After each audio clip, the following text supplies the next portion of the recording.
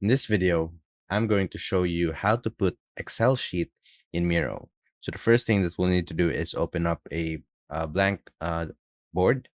And once you've opened up a blank board or any board that you want, for example, you have your own board.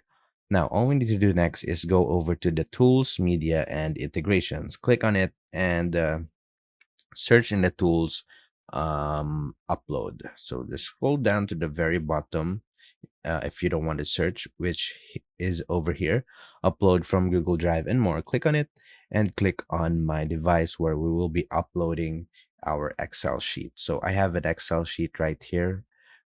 Just upload that Excel sheet to Miro and it will automatically place that file in the board. So I just made up an example Excel sheet, and that's about it. That's how to put Excel sheet in Miro. If you have any questions, please let me know down in the comments, and I'll do my best to help you out.